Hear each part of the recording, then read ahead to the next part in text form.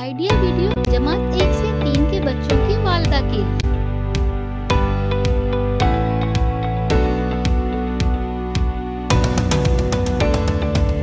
अस्सलामुअलैकुम। आज की मीटिंग में आप सबका खैर मकदम है। उम्मीद है आपको पिछले हफ्ते का आइडिया वीडियो पसंद आया होगा। चलिए आज के काम की शुरुआत करते हैं। पिछले हफ्ते की वर्कशीट बच्चों ने कैसे की और ख्वातीन की सेहत, इस वीडियो के बारे में आपके ख्याल हमें ज़रूर बताएं।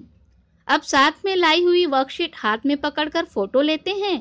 फ़ोटो प्रथम के नुमाइंदों को भेजते हैं। तब तक हम ये वीडियो यहाँ रोक देते हैं।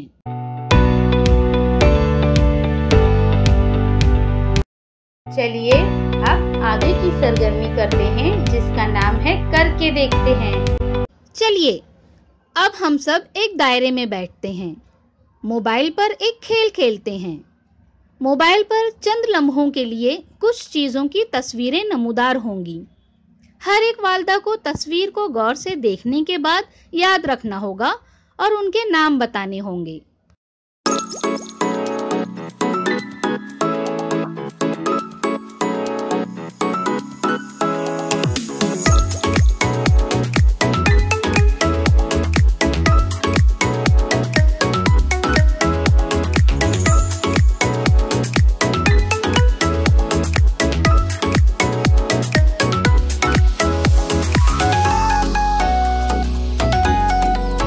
सरगर्मी सभी वालिदा करें, तब तक हम ये वीडियो यहाँ रोक देते हैं।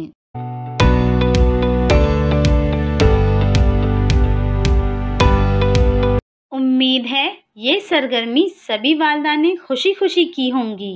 चलिए अब आगे की सरगर्मी करते हैं, जिसका नाम है कुछ नया सीखते हैं। ख्वातीन को सेहतमंद रहने के लिए बाकायदगी से योगा करना चाहिए। योगा हैज़ के दौरान होने वाली परेशानियों जैसे कमर दर्द, पेट में दर्द, पीठ में दर्द वगैरह से निजात दिला सकता है।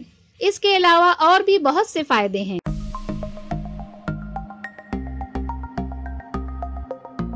अस्सलामुअलैकुम दोस्तों, क्या आप जानते हैं कि योगा जिस्म के लिए बहुत फायदेमंद है। इससे जिस्म को ताकत मिलती है और ज़हनी इर्तिकाज़ में भी मदद मिलती है।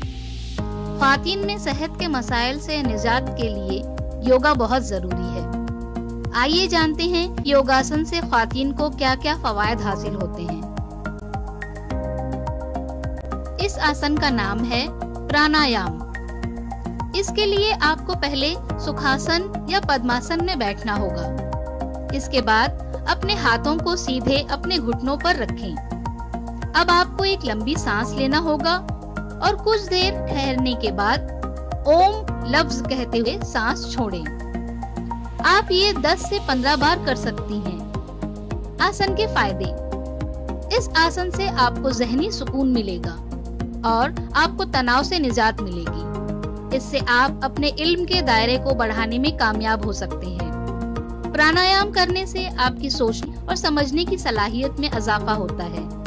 आइए हम सब ये आसन करके देखते हैं। तब तक वीडियो को यहाँ रोक देते हैं।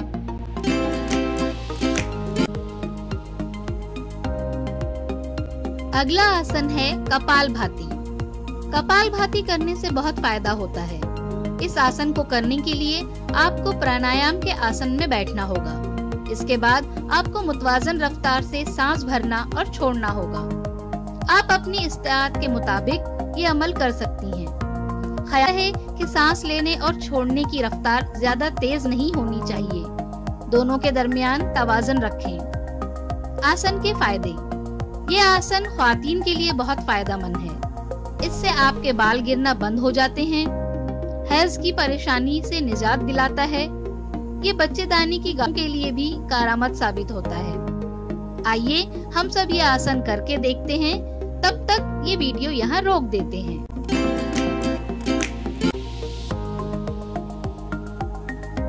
अगला आसन है उत्तानासन। इस आसन को करने के लिए सबसे पहले सीधे खड़े हों, फिर सांस लें और नीचे जाएं। अब अपने हाथों को अपनी पिल्लियों की तरफ ले जाएं। अब अपने घुटनों से अपने सीने को छूने की कोशिश करें। कुछ वक्त के लिए इस पोजीशन में रहें। इस दौरान आपको मुतवाजन तरीके से सांस लेते रहना है। आप इस आसन को 8 से 10 बार दोहराएं। आसन के फायदे। यह आसन पेट और कमर के गिर्द बढ़ती हुई चर्बी को कम करता है।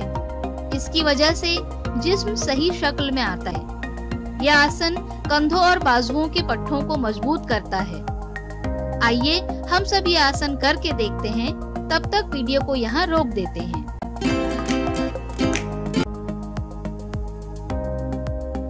आशा है इस वीडियो से आपको लाभ होगा। अपने अनुभव हमें जरूर बताएं। तब तक के लिए धन्यवाद। हमें उम्मीद है कि इस वीडियो से आपको जरूर फायदा होगा। इसके तजुर्बे हमें जरूर बताएं।